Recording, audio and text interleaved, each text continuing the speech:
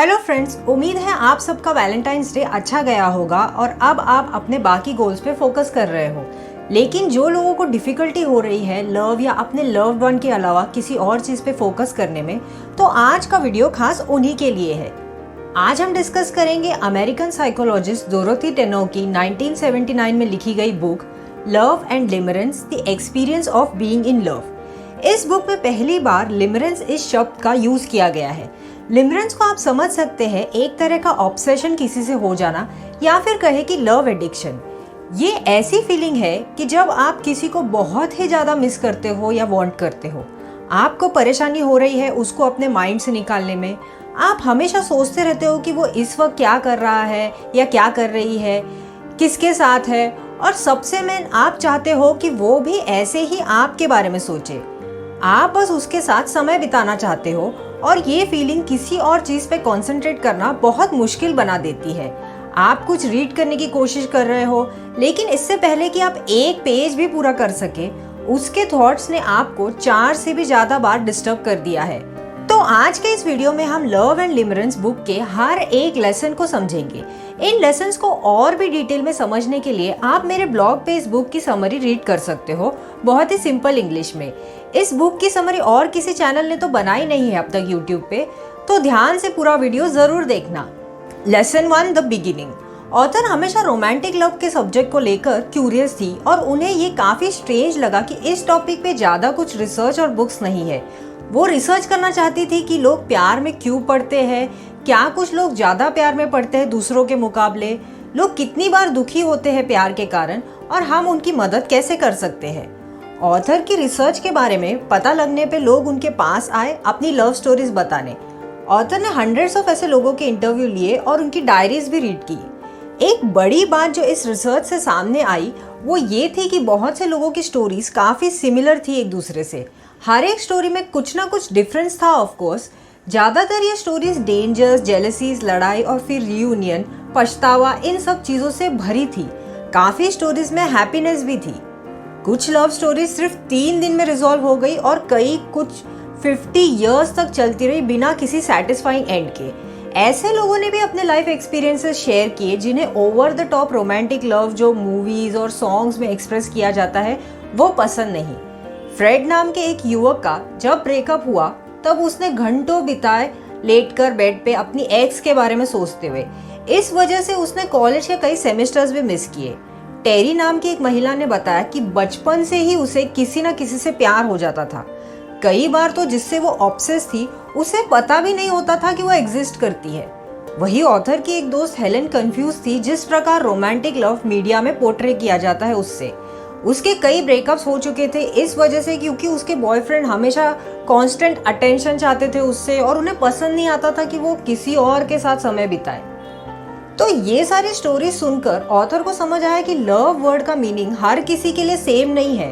कुछ लोगों के लिए लव का मतलब है अफेक्शन और केयर होना अपने पार्टनर के लिए, साथ अच्छा समय बिताना, लेकिन अपनी जिंदगी मोस्टली इंडिपेंडेंट जीना।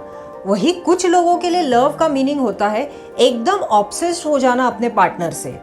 तो ऑथर ने डिसाइड किया कि लव एडिक्शन को डिस्क्राइब करने के लिए एक नए शब्द की ज़रूरत है। उन्हें लगा कि लव ये शब्द काफ़ी नहीं है, इसलिए उन्होंने इसके लिए एक नया वर्ड इन्वेंट किया, लिमरेंस। वैसे जब ज़्यादातर लोग कहते हैं कि वो प्यार में है तो वो लिमरेंस ही डिस्क्राइब कर रहे होते हैं। हेलन जैसे लोग मोस्टली ये नहीं कहते कि वो प्यार में है। हाँ, अगर उनसे कोई पूछता है प्यार के बारे में तो वो ये ज़रूर कह सकते हैं कि वो अपने पार्टनर से प्यार करते हैं। जो लोगों को लिमरेंस होता है उन्हें लिमरेंट कहा जाता है। जिन लोगों को लिमरेंस नहीं होता उन्हें नॉन लिमरेंट कहा जाता है। जिस इंसान के लिए आपको लिमरेंस है उसे लिमरेंट ऑब्जेक्ट यानी कि एलो कहा जाता है। लव और सेक्स ये दोनों बिना लिमरेंस के एक रिलेशनशिप में हो सकते हैं। जो इंसान आपके लिए लिमरेंट ना भी हो सकता है उसको आपकी फिर भी बहुत परवाह है और इवन आपके प्रति अट्रैक्शन भी है। ये भी हो सकता है कि आप ऑलरेडी किसी रिलेशनशिप में हो और वो आपके लिए बहुत इंपॉर्टेंट भी है, लेकिन आप किसी और के लिए लिमरेंट हो चुके हो। आपके रैशनल माइंड को पता भी है कि एलो के साथ आपकी रिलेशनशिप अच्छी नहीं होगी, लेकिन जब लिमरेंस स्ट्रांग होता है तो दूसरी सभी रिलेशनशिप्स को ओवर पावर कर देता है। Lesson 2, the individual experience of limerence. Limerence की शुरुआत काफ़ी क्विकली और प्लीजेंटली होती है। आपका किसी को देखने का नज़रिया सडनली बदल जाता है। हो सकता है ये कोई पुराना दोस्त हो जिसे आप अभी अलग ही तरीके से देखने लगे हो, या हो सकता है ये कोई नया पर्सन हो जिसे आप कल तक जानते भी ना थे और उससे मिलते ही स्ट्रॉन्ग अट्रैक्शन शुरू हो चुका है। कुछ लोग जिनसे ऑथर ने बात की, उन्होंने बताया कि वो ऐसे समय पे प्यार में पड़े जबकि उन्होंने सोचा ही नहीं था कि ऐसा कुछ होगा। ये फीलिंग स्टार्ट होने के लिए सामने वाले या कहे एलो को ऐसा कुछ करना पड़ता है या बोलना पड़ता है जिससे आपको कुछ हिंट मिले कि शायद वो भी आपको पसंद करते हो।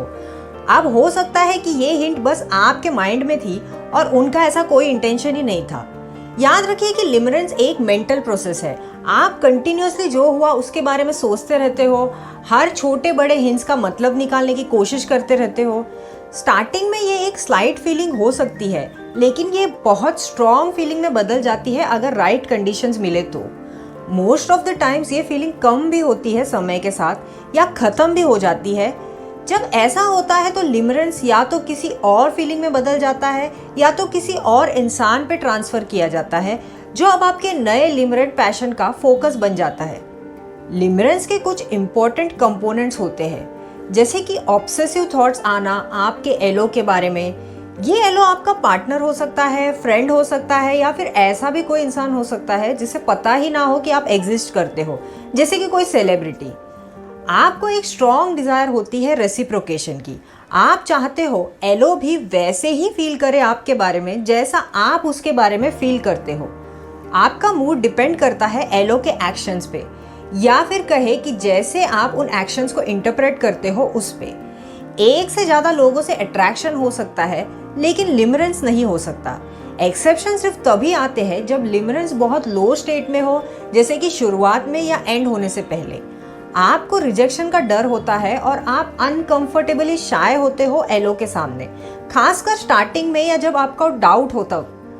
आप एलो के पॉजिटिव क्वालिटीज़ पे ही ध्यान देते हो। नेगेटिव क्वालिटीज़ या जो क्वालिटीज़ आपसे कंपैटिबल ना हो, आप या तो उन पे ध्यान नहीं देते या आपको लगता है ये इतनी इम्पोर्टेंट नहीं है। लिमरेंस की फीलिंग्स बहुत स्ट्रॉन्ग होने के लिए किसी तरह का डाउट, अनसर्टेनिटी या ऑब्स्टेकल का होना ज़रूरी है। ये ऑब्स्टेकल्स सोसाइटी से भी आ सकते हैं, जैसे रोमियो और जूलियट ने फेस किए थे अपने फैमिलीज से। इनफैक्ट साइकोलॉजिस्ट ने इसे एक नाम भी दिया है, the Romeo and Juliet effect. इस इफेक्ट के अनुसार पेरेंट्स जब अपने बच्चों को मना करते हैं किसी से प्यार करने के लिए, तो वो उनके प्यार को और स्ट्रॉन्ग कर देते हैं। और तो और अगर आप अपने फीलिंग्स को बहुत जल्दी एक्सप्रेस कर देते हो या एलो आपको बहुत जल्दी हाँ बोल दे, तो इससे भी रोक लग सकती है फुल लिमरेंट रिएक्शन होने में। कुछ तो गलत होना होता है स्ट्रॉन्ग इमोशंस जनरेट होने के लिए। एक इंटरव्यू टेडी ने बताया कि उसका लिमरेंस तब बढ़ गया जब उसकी डांस पार्टनर स्यू का बॉयफ्रेंड जेराल उनके डांस में शामिल हुआ।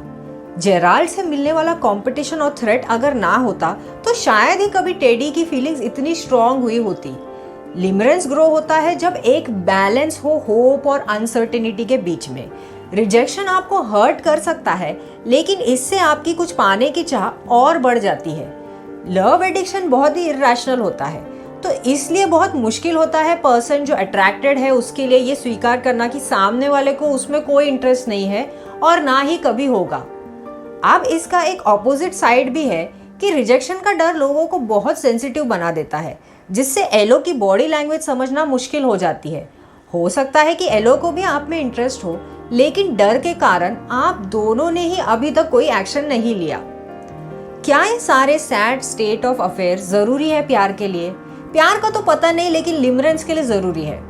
अनफॉर्चुनेटली लिमरेंस के डिमांड काफ़ी कॉन्ट्राडिक्टरी होते हैं। एक तरफ आपको बहुत चाह होती है कि एलो आपको जल्द से जल्द अफेक्शन दिखाए, लेकिन अगर वो ऐसा करे तो लिमरेंस ख़त्म हो सकता है।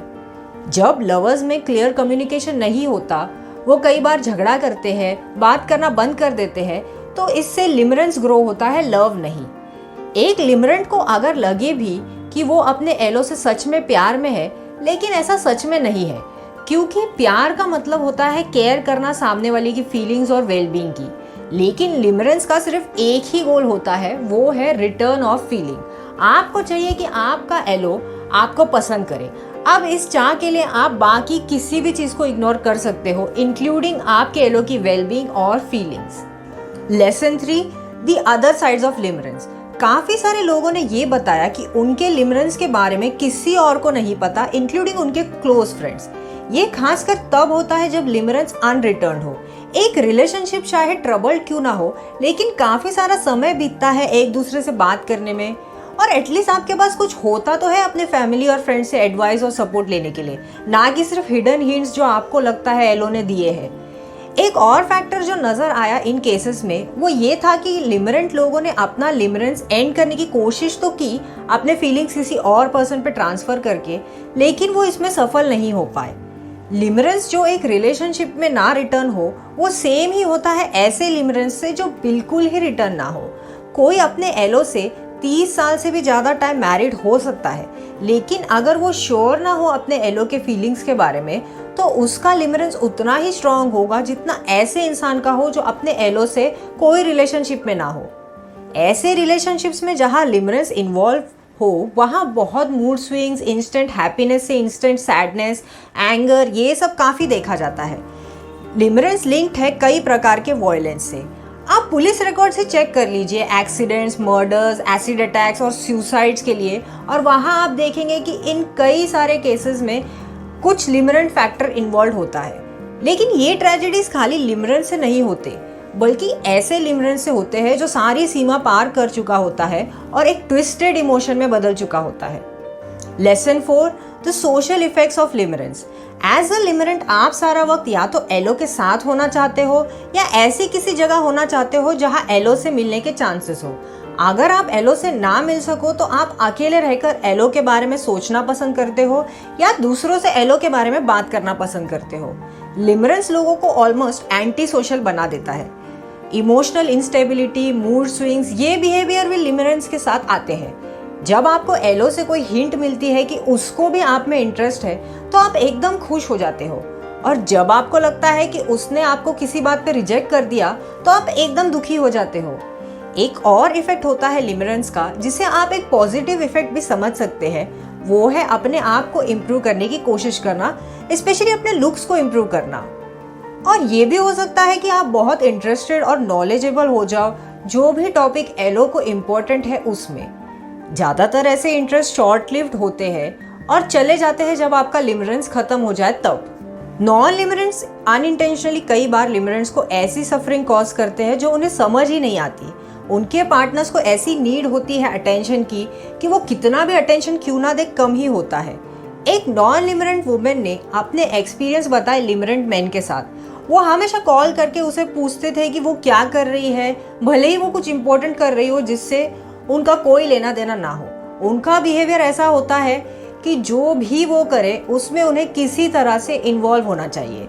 नॉन लिमरेंट्स अपने प्रीवियस रिलेशनशिप्स को डिस्क्राइब करते वक्त सफोकेशन ये शब्द कई बार यूज करेंगे। नॉन लिमरेंट्स कुछ इस तरह से सोचते हैं लिमरेंट्स के बारे में कि लिमरेंट्स हमेशा हर्ट होते रहते हैं और कौन सी बात उन्हें हर्ट कर दे ये प्रेडिक्ट भी नहीं कर सकते। लेकिन ज़्यादातर रिलेशनशिप्स में लिमरेंट पार्टनर्स ही होते हैं जो रिलेशनशिप को एंड करते हैं, ना कि नॉन लिमरेंट पार्टनर। कई बार ये एंड आता है एक बड़े सीन के बाद जो कि नॉन लिमरेंट पर्सन को सैड, अपसेट और एलोन फील करवाता है।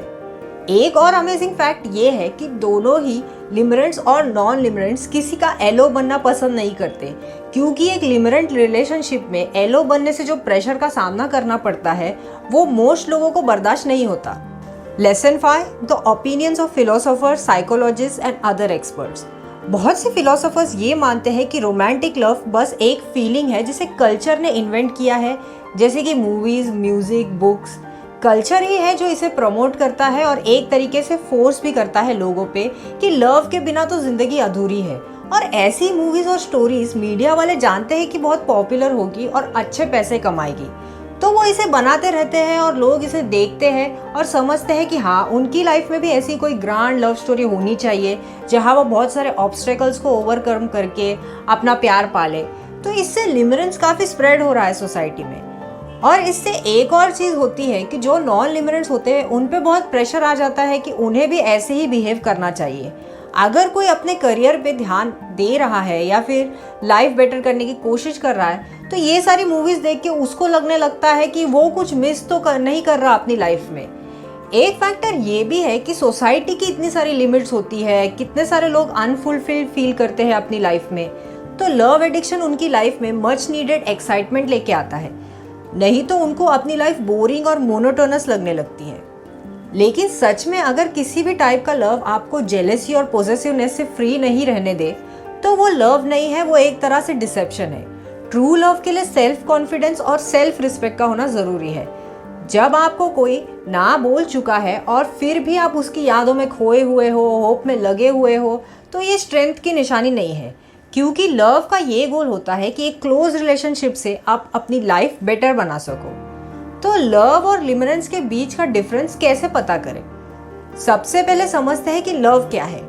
लव का मतलब है खुद की वैल्यू में एक सिक्योर बिलीफ होना, रिलेशनशिप से अपनी लाइफ बेटर बनाने की कोशिश करना, ना कि और मिजरेबल बनना। दूसरे लोगों में और दूसरी एक्टिविटीज में इंटरेस्ट रखना रिलेशनशिप के बाहर भी, और एक दूसरे को ग्रो होने देना एक ऐसे एनवायरनमेंट में जहां जेलेसी और पॉजिटिवनेस ना हो। सोशल और बिहेवियरल साइंस जर्नल में रिसर्च की गई कि किस टाइप के लोग लव एडिक्शन में पड़ते हैं। उससे पता चला कि जिन लोगों की सेल्फ एस्टीम लो है, ट्रेडिशनल व्यूज है, इकोनॉमिक कंडीशन अच्छी नहीं है, और जो external rather than internal sources of motivation पे डिपेंड करते हैं, ऐसे लोग ज़्यादा ऑब्सेस्ड होते हैं लव से। Lesson 6, limerence among the sexes. Author की रिसर्च के अनुसार लिमरेंस मेन और वुमेन दोनों ही जेंडर में इक्वली पाए जाते हैं। हालांकि रोमांस को ट्रेडिशनली वुमेन के साथ ज़्यादा एसोसिएट किया गया है। ऐसा माना जाता है कि वुमेन को ज़रूरत होती है डीप लव की। इसके पीछे एक रीज़न ये हो सकता है कि कल्चर क्या रोल एक्सपेक्ट करता है मैन और वुमेन से।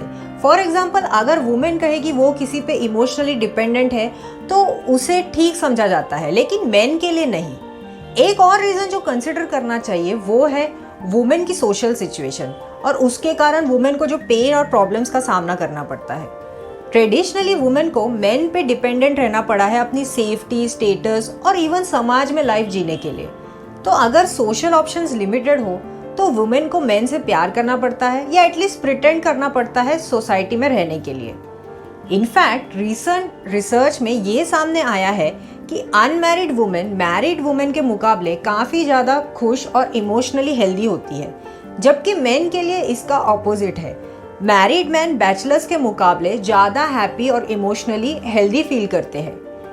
एक और फैक्टर ये भी है कि वुमेन के अंदर जो मैटरनल लव होता है उसे भी लोग कई बार कंफ्यूज कर देते हैं रोमांटिक लव से। वुमेन इन जनरल ज़्यादा अफेक्शनेट होती है, किसी को तकलीफ में देख के वुमेन को ज़्यादा सिंपैथी और कंपैशन फील होता है। तो कई बार वुमेन अगर किसी मैन के प्रति केयर दिखाए या सिंपैथी दिखाए तो उन्हें लगने लगता है कि इसे शायद रोमांटिक इंटरेस्ट होगा। लेकिन जो मैटरनल लव है और रोमांटिक लव है उनमें काफ़ी डिफरेंस होता है, और आपको उनको सेम नहीं समझना चाहिए। Lesson 7, limerence and biology. Starting में लिमरेंस एक वॉलंटरी फीलिंग होती है। आप उसकी तरफ विलिंगली जाते हैं क्योंकि उससे आपको एक्साइटमेंट और खुशी महसूस होती है। इसके साइड इफेक्ट्स बाद में चालू होते हैं जब एलो के थॉट्स आपके दिमाग में कंटिन्यूसली आने लगते हैं और सडनली आपका माइंड कुछ और सोच ही नहीं पाता। तब फिर इससे डील करने के लिए एक ही तरीका बचता है कि डे ड्रीम करना ऐसे मोमेंट के बारे में जब आप और एलो अपने फीलिंग्स एक दूसरे से एक्सप्रेस करोगे। ज़्यादातर लोग जब लव के बारे में लिखते हैं तो वो उसे एक तरह की मैडनेस बताते हैं जहाँ विक्टिम अपना कंट्रोल लूज कर देता है। ये सच है कि हर कोई लव को इलॉजिकल या वियर्ड नहीं मानता, लेकिन इसके स्ट्रॉन्ग सपोर्टर्स भी इसे एक डिसीज की तरह कंसीडर करते हैं। जो लोग लिमरेंस से रिकवर हुए हैं वो इस बात से एग्री करते हैं, और जो पहले लव एडिक्शन में थे लेकिन अभी एक लविंग रिलेशनशिप में है, वो ये कहते हैं कि पहले वो बहुत लव में थे लेकिन अब वो एक दूसरे से बहुत लव करते हैं। Lesson 8, can limerence be control. किसी स्पेसिफिक एलो के लिए लिमरेंस तब खत्म होता है जब इनमें से कोई एक इवेंट हो, रेसिप्रोकेशन मिल जाना, जिसके बाद आपके फीलिंग्स ऑब्सेशन से कन्वर्ट होके या तो लास्टिंग लव में बदलते हैं या उनकी इंटेंसिटी कम हो जाती है और आप इंटरेस्ट खो देते हो। स्टारवेशन, जहाँ पे आपको इतने एविडेंसेस मिल चुके हैं कि एलो आपकी तरह फील नहीं करते कि आपकी लिमरेंट सेंसिटिविटी भी आज इस सच को इग्नोर नहीं कर पाती। और लास्ट है ट्रांसफॉर्मेशन, जहां आपका लिमरेंस किसी नए एलो पे ट्रांसफर किया जाता है। वैसे तो लिमरेंस बहुत ओवर वैल्यूड है मूवीज और म्यूजिक में, लेकिन अपने किसी को लव सिकनेस हो जाती है तो लोग इसे पसंद नहीं करते और इससे डील करने के वो जो टिप्स देते हैं वो काम भी नहीं करते, जैसे किसी ट्रिप पे जाना या कहीं हैंग आउट करना। क्योंकि आप जहाँ भी जाते हो वहाँ आपको किसी ना किसी चीज़ से एलो की याद आ ही जाती है। एक और तरीका लोग ट्राई करते हैं एलो की बुराई और प्रॉब्लम्स लिस्ट करना। अब ये तरीका तो और भी बैकफायर करता है, क्योंकि लिमरेंस में आप उनकी प्रॉब्लम्स को या तो जस्टिफाई करोगे या सोचोगे कि इसमें आप उनकी हेल्प कर सकते हो। प्लस एलो के बारे में बात करना आपका फेवरेट टॉपिक है, भले ही फिर वो उसकी बुराई करना ही क्यों ना हो। लिमरेंस और नॉन लिमरेंस क्या है ये समझना ज़रूरी है दोनों ग्रुप के लोगों की हेल्प करने में। अगर आप ठीक से समझोगे कि लिमरेंस के साइन क्या है तो इससे काफ़ी सारे ऐसे केसेस रिड्यूस होंगे जहाँ फॉल्स होप की उम्मीद थी। एज लॉन्ग एज आप बिलीव करते हैं कि हर कोई लिमरेंट हो सकता है तो काफ़ी आसान हो जाता है लोगों के एक्शंस और बातों में कुछ भी हिंट ढूंढ लेना। लेकिन अब जब आपको पता है कि काफ़ी सारे लोग हैं जो प्यार या कहे कि लिमरेंस में नहीं पड़ना चाहते लेकिन शायद फिर भी एक अफेक्शनेट और केयरिंग रिलेशनशिप में रहना चाहते हैं, तो फिर आप डिसाइड कर सकते हैं कि आपके लिए ये काफ़ी है या नहीं। May be the best thing जो आप कर सकते हो अपने लिए वो ये है कि सारे कांटेक्ट कट ऑफ कर दो और फ्यूचर कांटेक्ट का चांस भी मत रखो अपने एलो से। अगर उनसे आपको कोई रिस्पॉन्स ही नहीं मिल रहा है, कम से कम इससे आपकी सारी उम्मीद तो खत्म हो जाएगी। और अगर आप एक नॉन लिमरेंट एलो हो तब आपको क्या करना चाहिए? देखिए, लिमरेंस का सिर्फ एक ही इलाज है, जो कर सकते हो वो करो सारी होप खत्म कर देने के लिए। काफ़ी लोग कहते हैं कि उन्होंने सामने वाले को बहुत समझाने की कोशिश की कि I like you as a friend, या फिर अगर रिलेशनशिप में है तो ये कहने की कि मुझे अकेले थोड़ी स्पेस चाहिए, लेकिन इन सब जेनरिक स्टेटमेंट से कोई रिलीफ नहीं मिलने वाली। अगर आप ऐसा फ्रेंडली कंपैशन जताओगे तो इसे वो होप की तरह समझेंगे। लिमरेंट को काइंडनेस शो करने की जिम्मेदारी दूसरे लोगों को संभालने दें, आप ये ना करें। आपका डिटर्मिनेशन होना चाहिए कि कोई भी चांस ना बचे कि उसे लगे कि फ्यूचर में भी कभी कोई उम्मीद है। मोस्ट केसेस में इसका मतलब होता है कि आपको रिलेशनशिप और सारा कांटेक्ट ख़त्म करना पड़ेगा उस लिमरेंट से। अब अगर आप एक लिमरेंट के दोस्त के पोजीशन में हो और इस टॉपिक को सर्च कर रहे हो अपने दोस्त की हेल्प करने के लिए, तो अनफॉर्चुनेटली आप ज़्यादा कुछ नहीं कर सकते।